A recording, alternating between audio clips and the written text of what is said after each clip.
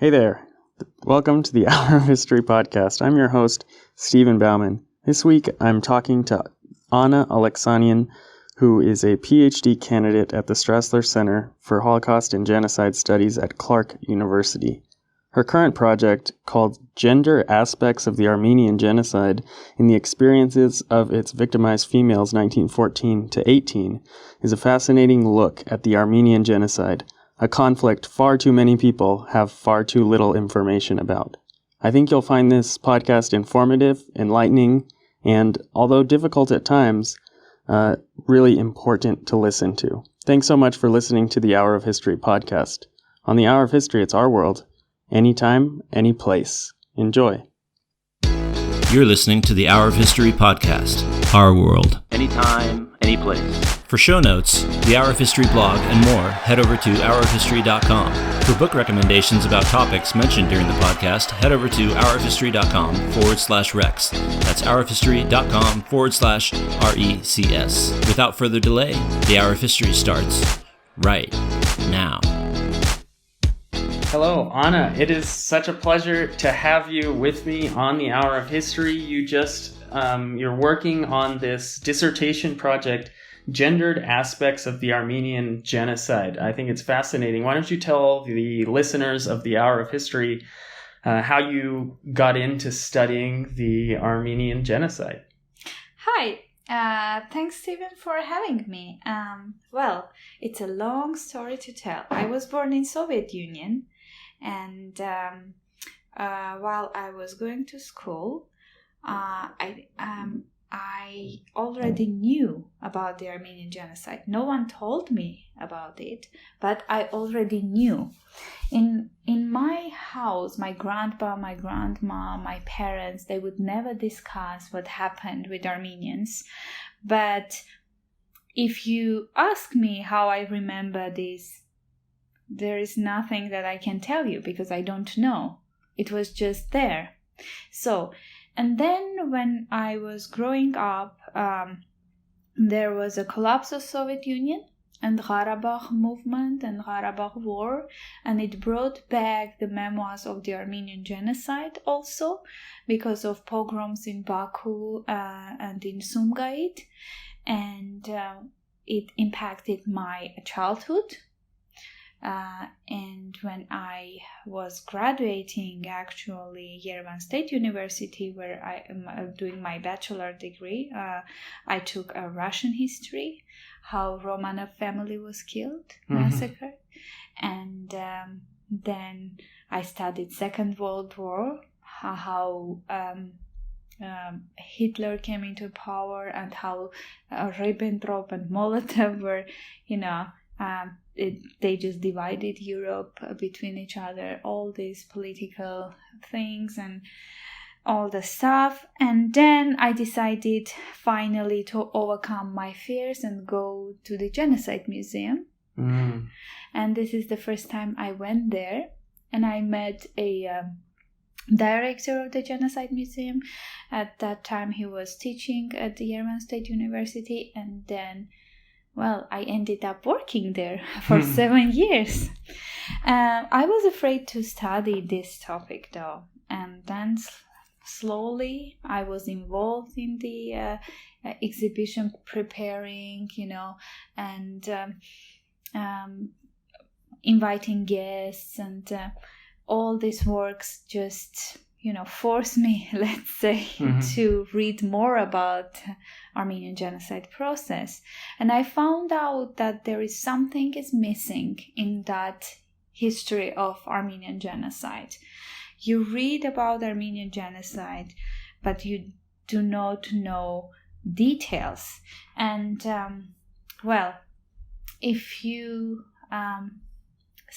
if you read about Armenian genocide, it has three main,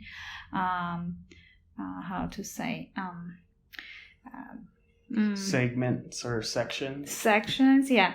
The first, it was men were killed, and then Armenian intellectuals were deported and killed.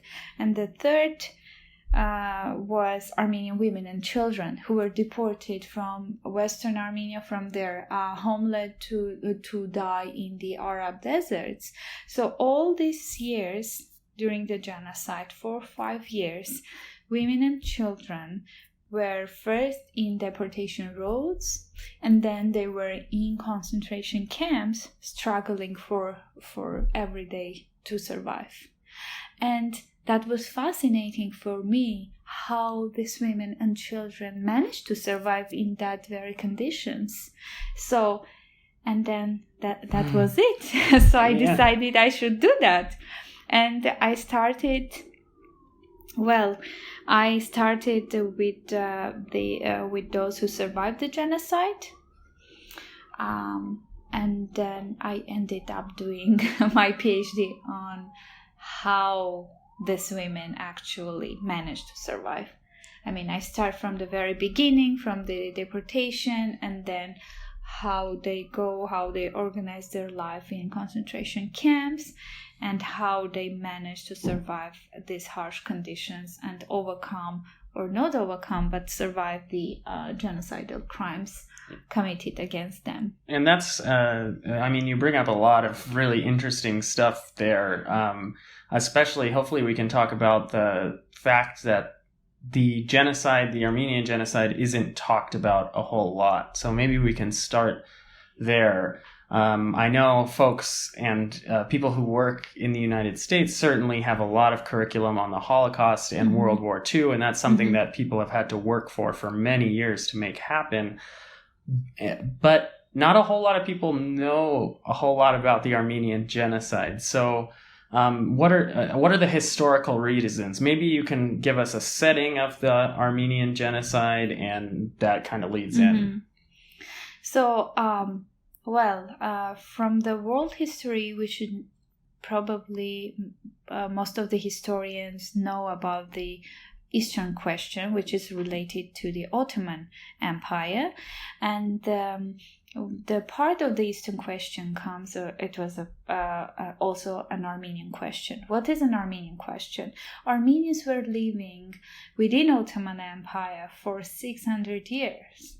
And of course, during all these years, as a Christian minority in the Ottoman Empire, they were struggling for some rights. Okay, and at the end of during the 19th century, there were some reforms in the Ottoman Empire which gave Armenians opportunity to reorganize their community inside of Ottoman Empire.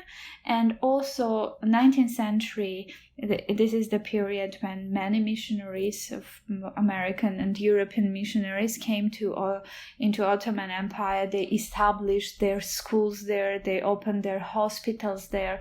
Of course, the first mission for missionaries to convert people into Christianity, but it didn't work with Muslims, of course. And the closest were Armenians and Greeks and Assyrians.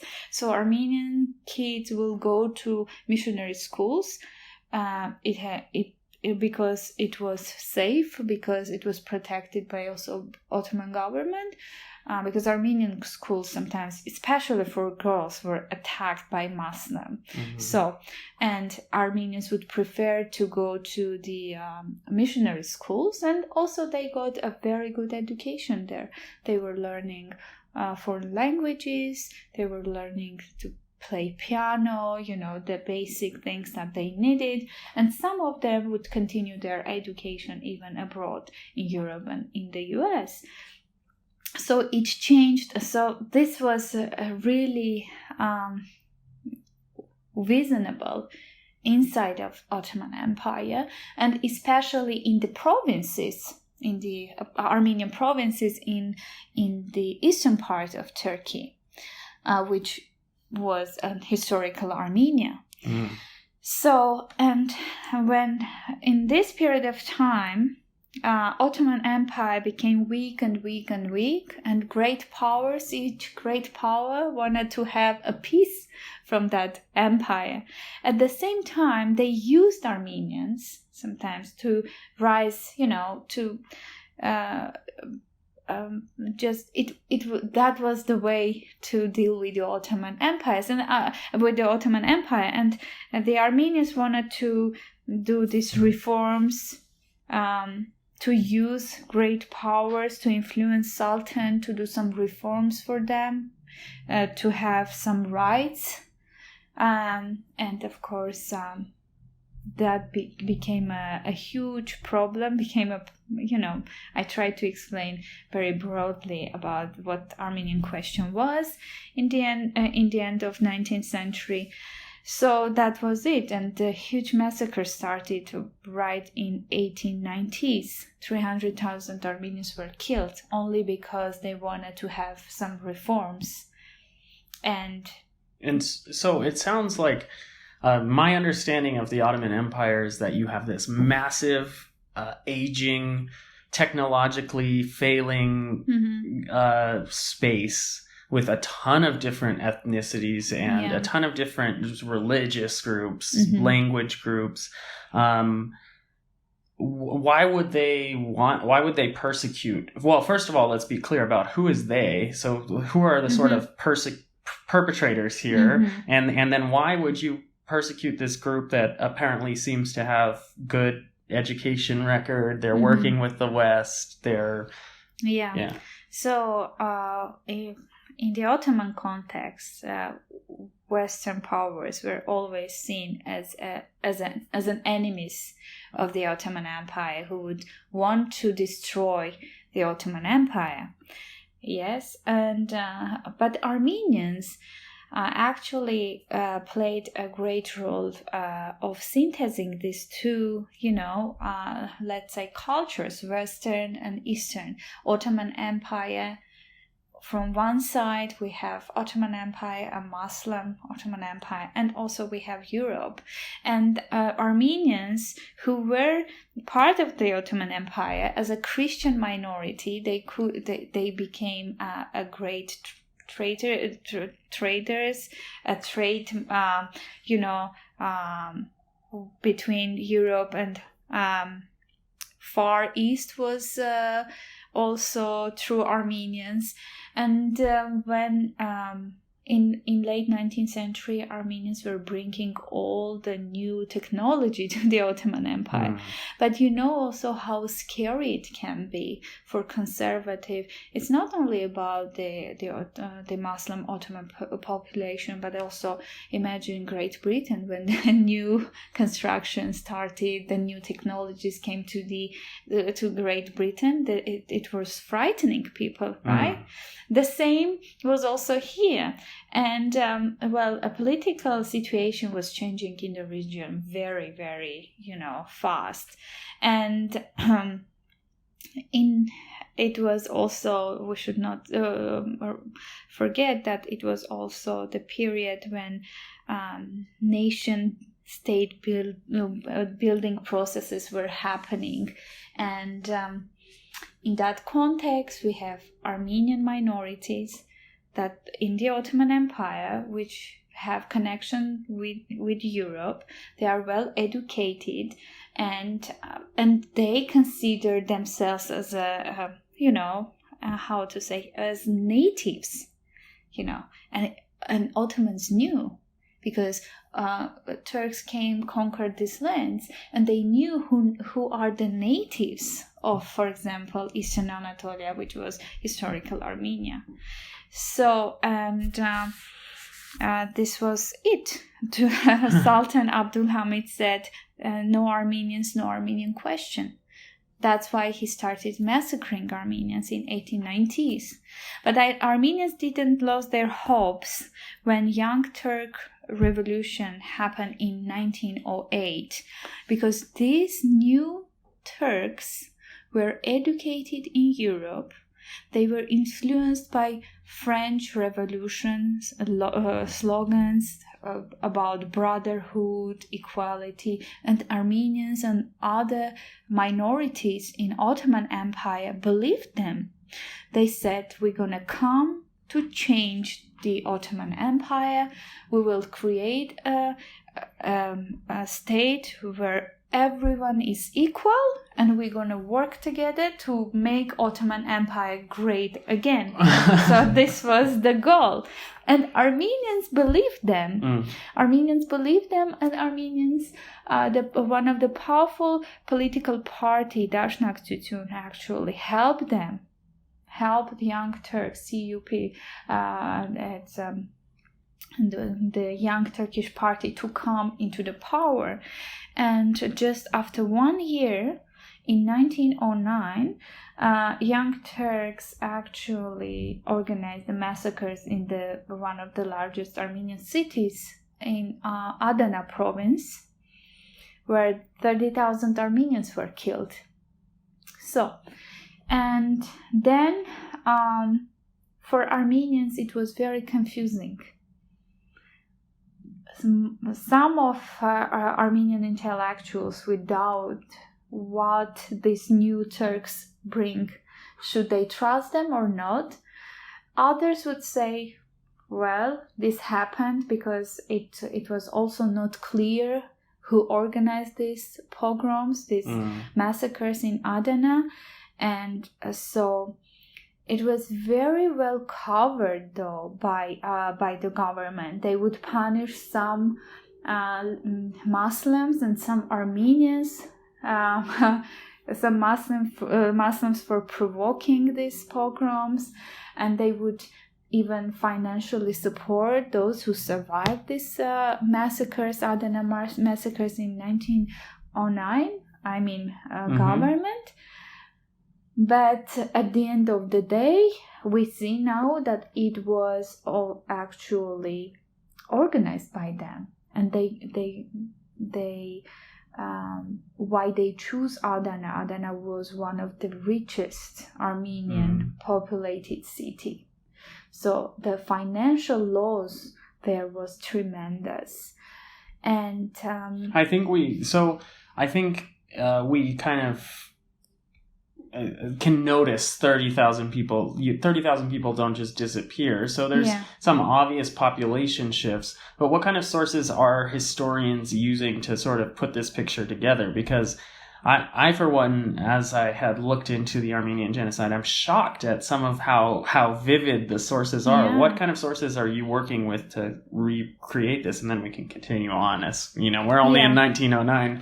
Yeah, but sources on the Armenian genocide in general are everywhere, and because foreign missionaries were working in the Ottoman Empire, and they took pictures and they wrote diaries, and foreign spies were in the Ottoman Empire, and they're constantly reporting what's happening day by day.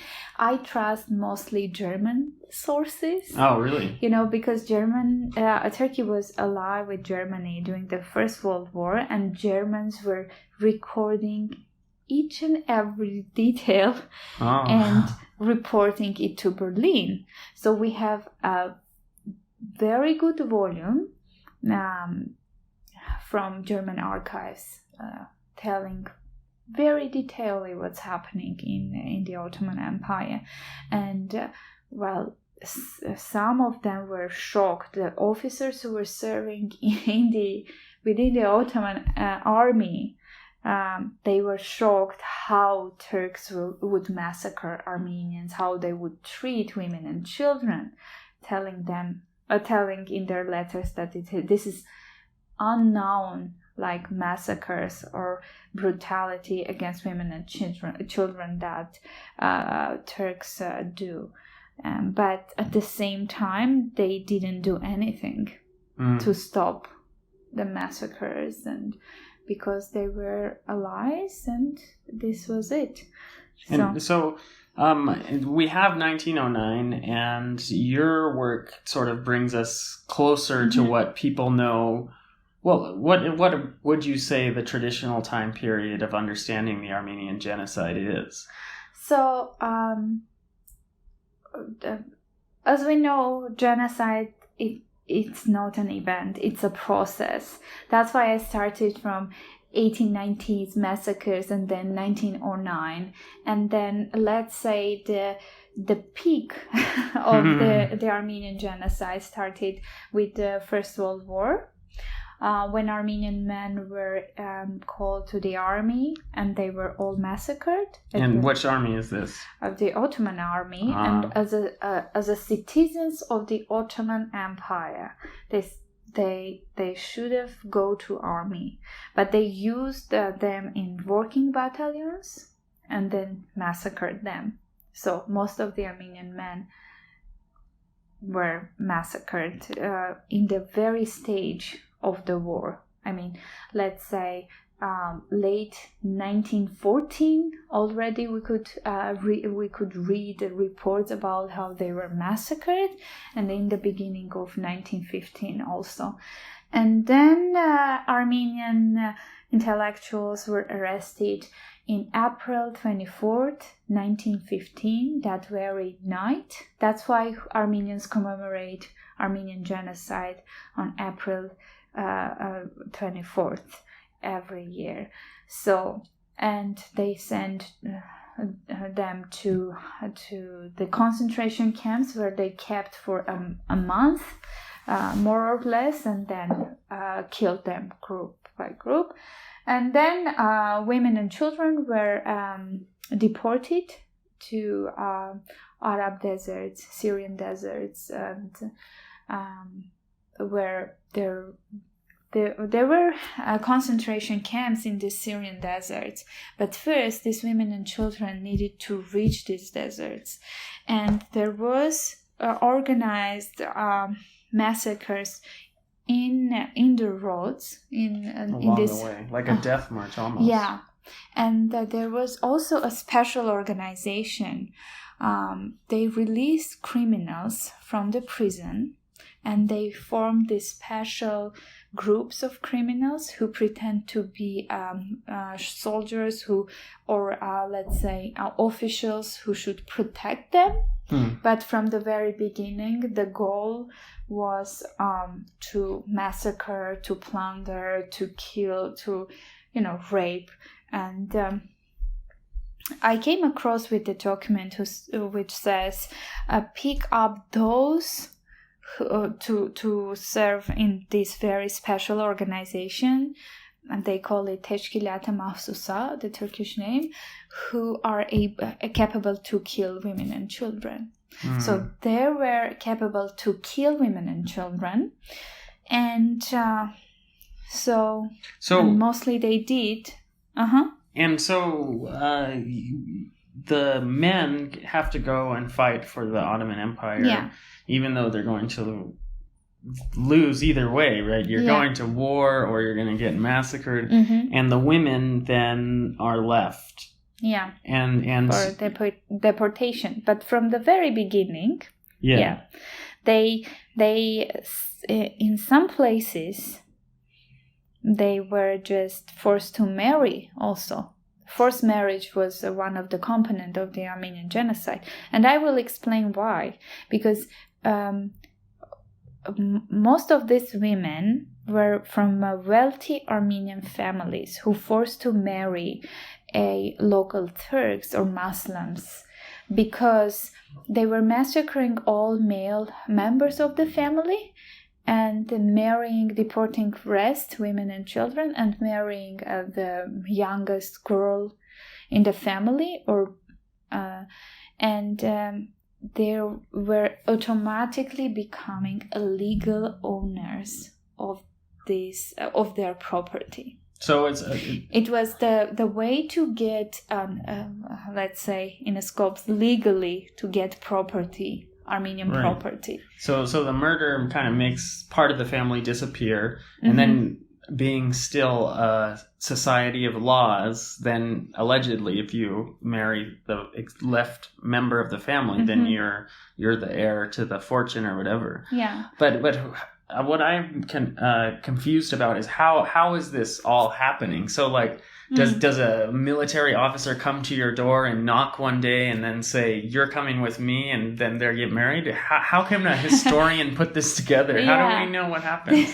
This is exactly how it happened. Oh. Yeah. No, when deportation law was out, okay, they reached the provinces. People already had rumors coming to these very places, what's happening and what's going to happen. Because it was the first time, imagine conservative Ottoman society. Armenian women were always under the attack. Armenian men always were trying to protect their women and children because they were always kidnapped by Muslims. And imagine the order comes that they gonna take a few things and march to unknown place without the men protection, an Armenian men protection, and they gonna be surrounded by these foreign, unknown officials. This was scaring.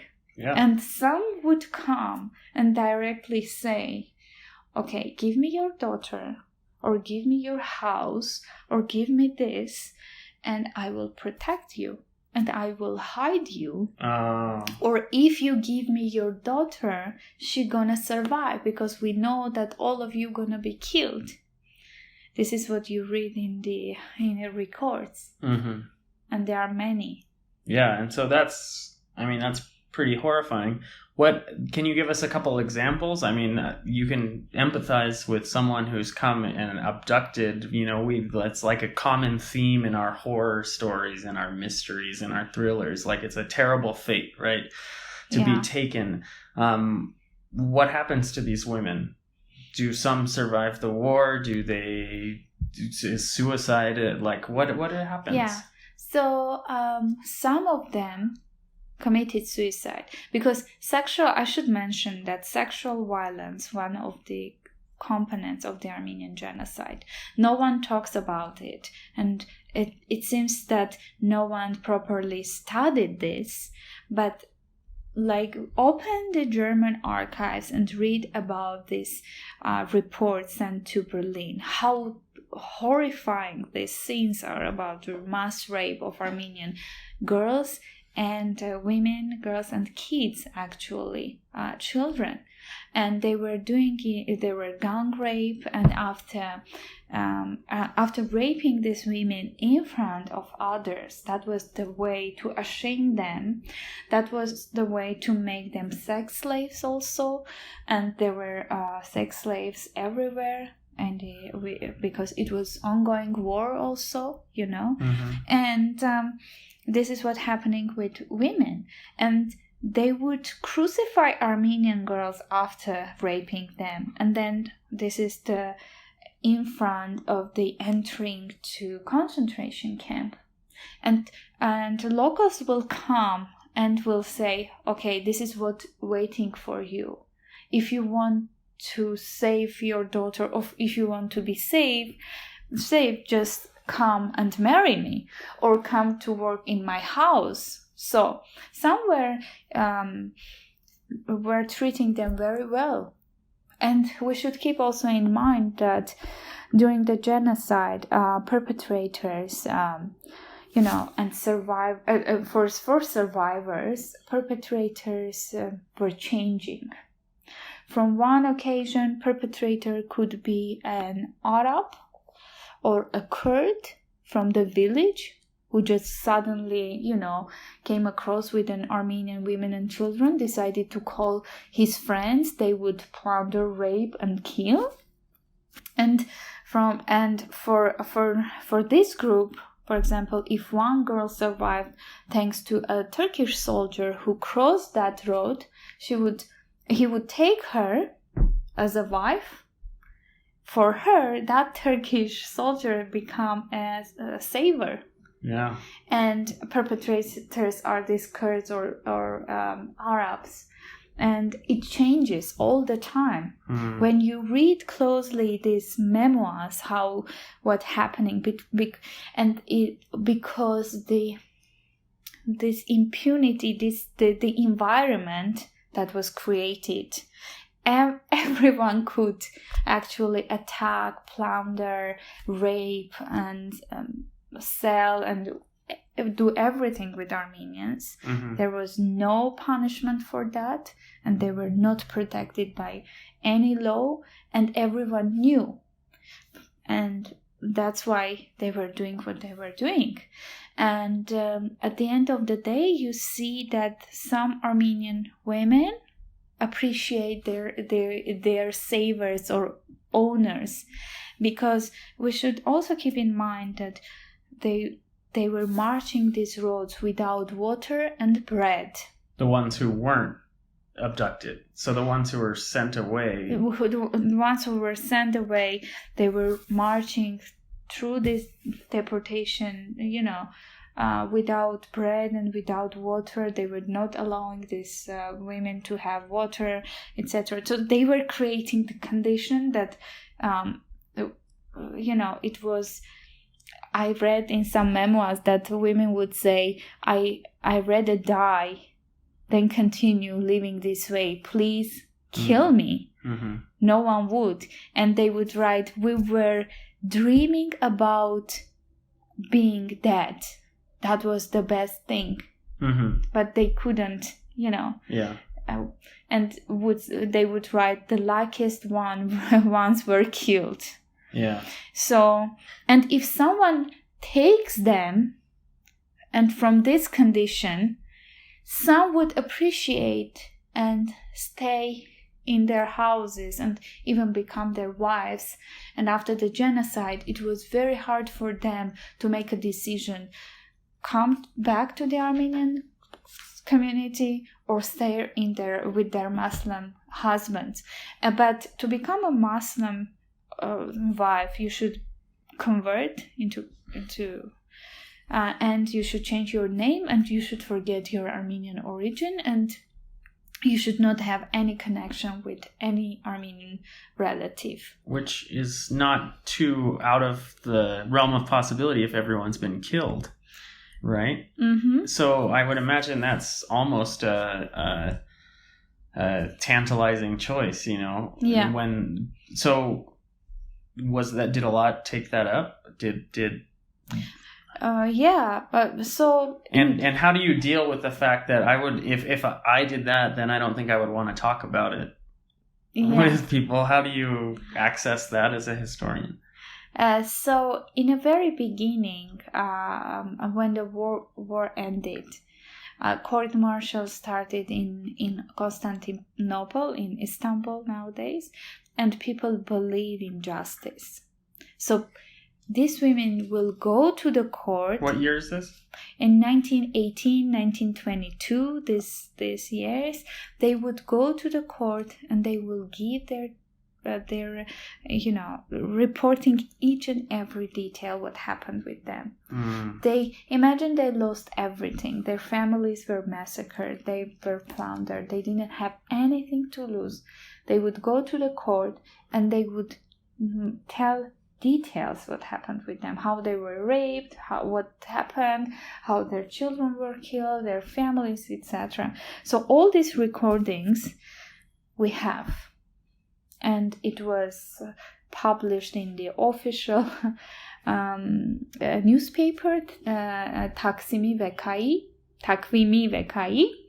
That we have the Turkish paper? Newspaper. And we also, Armenian representative was present in each and every session. And they were taking notes. We have also these notes survived. And they gathered all materials for the trial. And then the outcome, I'm imagining, doesn't rule in their favor. And then this is it. You see the silence come after 1922.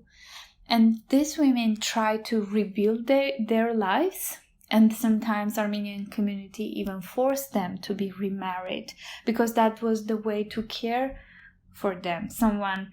They were probably imagining if this woman will be married, husband will take care of her, she will start new family and will forget her traumas, etc. So, these women didn't want to talk about it anymore. So you see the silence come, and then it's the same with Holocaust, though. I mean, a lot of overlap. So I imagine, obviously, there are obvious reasons sexual violence isn't talked about a whole lot. Mm-hmm. You started the podcast by mentioning that genocide isn't even talked about a whole lot. Yes. Are things changing? What is the current struggles? And of course we'll have time to go back. I have more questions about the mm-hmm. orphans and stuff, because we were focusing a little bit on the women, but first I want to get at the sexual violence. Mm-hmm. Is it changing in the field of history, or are you mm-hmm. trying to change it? And what sort of things do you come up against? Why are people not talking about sexual violence? The genocide itself is a difficult mm-hmm. thing, but yeah, I think it's changing in a field. Last 10 years, it has been changing. People started to write about it, to publish about it, but there are some taboos. Would say, I don't know. People don't want to write about it because, for example, in Aleppo, in Beirut, Armenian communities are the descendants of survivors. Okay, they are the third generation of survivors, and I think it's hard for them also to read about these things, about their grandmothers, what happened. It's, I don't know, it's a psychological thing, I guess. But enough is enough. Yeah, how do people react to your own work? Because you're talking about these kind of things, and you're talking about them in the United States, you're talking about them in Armenia, you travel, all over the place. How do people react? I get different reactions, but now mostly they are it depends what I'm presenting. It depends what I'm presenting, but mostly now I'm getting a good feedback. People would say, yes, this is understudied. We have to study this. We have to raise our voices because this is what happened with our women and children, and we have to speak about it because many women were living with this trauma through entire their lives. Yeah. And you can read second and third generation, they would write in their memoirs how their grandmothers, how their mothers were not capable to love, to speak about mm-hmm. loving, even to hug or to kiss them. They would write about it, and they didn't know why. Yeah. Because these people went through the hell. Yeah. And they were not allowed to speak about these things, and this was it. Mm-hmm.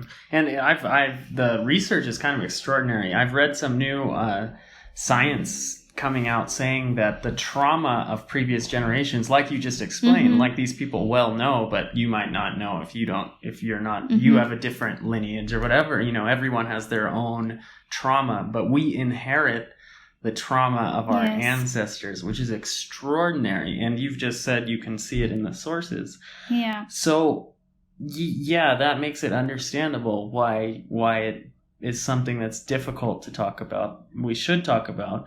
Another thing, we're going on over 100 years now. Mm-hmm. So certainly the people who were, 20s or 30s have passed away. They might be very old, mm-hmm. But there were also orphans and children. So mm-hmm. there's still people who were around there. What happened to the children? Say their dad was drafted into the army and the mother mm-hmm. is abducted. I imagine the new family doesn't want to carry an Armenian kid. Mm-hmm. Did they? With orphans, the situation is different. So those who were abducted by Muslim families, they were very young. 1-2 years old kid could not remember their parents, and after the genocide, after the war, actually, Armenian community tried to take them back, and that was the most hard. That was hard. These kids would not recognize their Armenian roots. They could not recognize their own parents, though. There are Could they cases. even speak Armenian? No, they would not speak Armenian. They would not recognize their. For example, there is a case of mother who gave her children, her 2 children, to a Turkish family, saying like, "Save them. I'll come back after the deportation. I will take them back." And she went back. She survived. She went back, and kids could not recognize her. And they refused to go with her, saying, "This is our mother," showing a Turkish mother. This was tragic for this woman. She committed suicide right after, because she survived only to go and to get her children back, and she couldn't. That was, and this is the thing that was happening a lot. And there were also Turkish orphanages, which run by the Turkish government back then. They were, but again, they were converting children. They were changing their language, religion, names, and this was a common practice. But after the genocide, after the war again, and Armenian community tried to save these children, and they were also in the streets. After the war, they were in the deserts. No one cares for them. They were in the streets. They were starving. So Armenian community will come together to save these children. And not only Armenian community, but also international humanitarian relief was tremendous, like helping Armenian orphans back then. Nearest Relief was helping Armenian kids, like all missionaries. The Great Britain gave money, funds of France. It was because of all these humanitarian help. Right. Yeah, they could gather children. They could take care of them. The biggest orphanage in the world was created in Gyumri. 25,000 children, orphans, were there, and this is how also they became future citizens of Armenian Republic, but also they became Armenian diaspora that we call now. Yeah. Because they were not allowed to go back to Turkey, and they would not go there because of trauma and everything. So they became which we call Armenian diaspora. And it's I'm glad you bring up the Armenian diaspora. At the Armenian Genocide Museum, they challenge you with a quote towards the end. Get that Adolf Hitler. So this is a guy you don't expect to see quoted in a genocide museum unless you're kind of showing the other side. But Hitler gives a speech just days before the Germans invade Poland, and he says, "Who, after all, speaks today of the annihilation of the Armenians?" The Ober-Salzburg speech, where he's kind of getting his troops amped up to just desecrate Poland. What role does the diaspora, what role do Armenians play, and what role does the world play in making sure that Hitler isn't right about this? Like how do we work with the Armenian genocide, think about it, to not forget it? What should people do? Well, Armenians are constantly working, Armenian diaspora and also Armenians in Armenia, where they are constantly working for recognition of the Armenian genocide. But this is not only about Armenians, as you quoted here. It's not only about Armenians. We should recognize genocides, we should recognize these crimes, and we should condemn them, and maybe this is the way to stop them. I always say, okay, the Holocaust was recognized, but again, we have Rwanda, we have Bosnia, we have all kinds of genocides coming after Holocaust. How we should stop it? It should be a way to stop these crimes. And I think education is an important part of it, because when you are not standing by the society, you can stop this kind of crimes. And this is to remind the world that these things happened before, and they will repeat themselves if we will not, take an action to stop it. We should not be ignorant and indifferent. I mean, we should do something to stop this kind of crimes. Imagine what's happening now in Syria.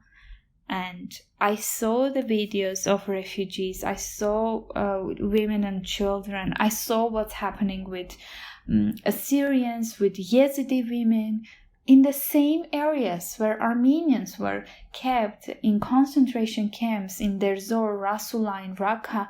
The same crimes were happening with Yazidi women. They were kept as sex slaves. They were raped. They were, crucified. Even they're not Christians, but the same. Mm-hmm. You see, in the same territory, this is happening again and again and again.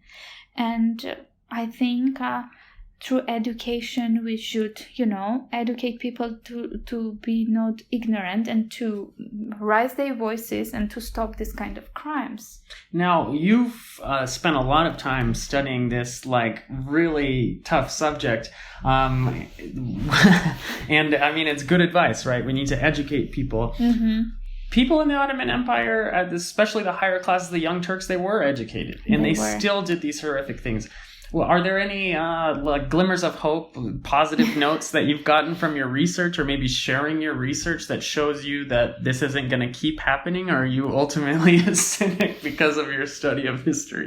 No, it's I can only hope. Uh-huh. I can only hope, and I can only say that I will do my best as a person, as a human being, and as a scholar, to raise these questions and to challenge those who are, making decisions. Mm-hmm. This is important if I can, but also, Armenians survived because, and let's say Young Turks failed because they were people who would not follow the orders. Mm-hmm. There were people who would help, mm-hmm. and there were people who would, take care of orphans, women, and resist. And resist. This is very important. So that gives me a hope. That's a nice positive message that we can take as this interview draws to a close. It's fascinating. It's fascinating research to think about this, and I know your dissertation is still in the process of being written. It's something that sounds like there's endless directions and a ton of research that we could still do. So hopefully this podcast inspires some people to look into some archives, and we'll have links, as we always do, at hourofhistory.com to some recommended reading and links to those articles that Anna has written. Unfortunately, as we draw near to the end, we have to finish the conversation, but fortunately we get to make our suggestions. So what do you have for us this week, Anna?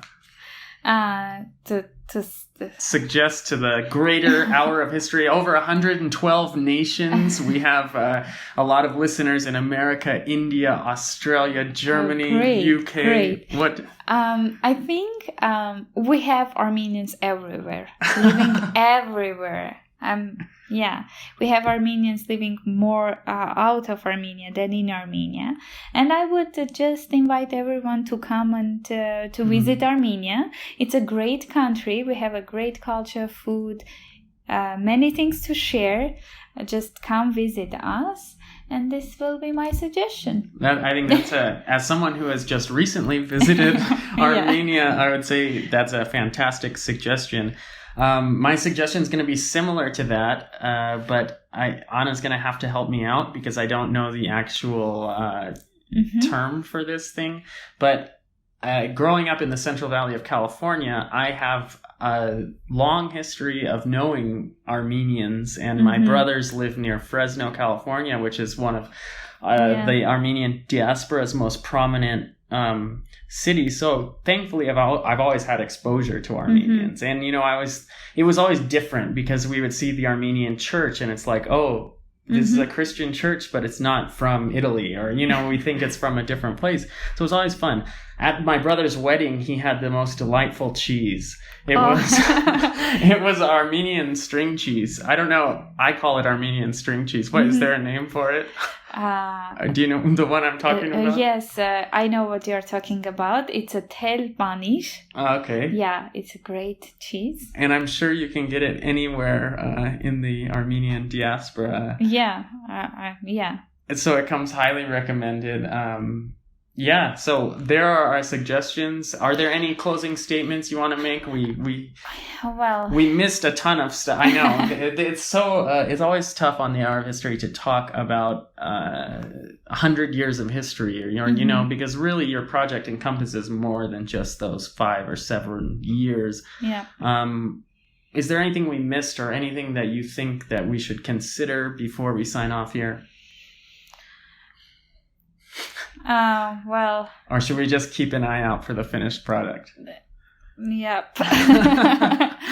Well, I think, for this podcast, I don't know. We'll have to have you back. Yeah. I will not tell everything that you will have.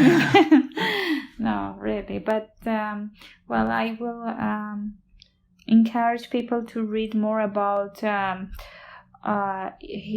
others' history too, because sometimes you just meet people who know their own nation history, but they don't know history abroad. I don't know. Yeah, so read broadly is the best historical advice I could get. Yeah. To know what's happening in the world outside of their houses also. Yeah. Because, this is... Fantastic. Well, thank you so much.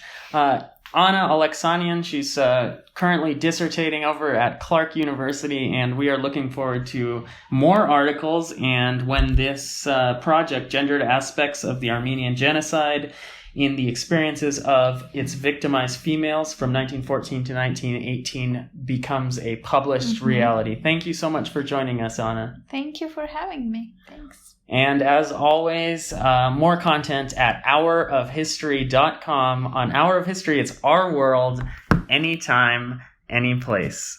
So long. Thanks again for listening. Don't forget to check out our recommendations page at hourofhistory.com/recs. That's hourofhistory.com/RECS. There you'll find links to the books mentioned during the podcast, and if you choose to purchase one, you'll be supporting the podcast in the process. And if you still haven't gotten your fill of the Hour of History, make sure you head over to the Hour of History blog, found at hourofhistory.com/blog, with articles being released fairly often on topics relating to those covered in the podcast as well as others. With that, we conclude this episode and hope to have you back for the next one. Take care, and again, thanks for listening to the Hour of History podcast.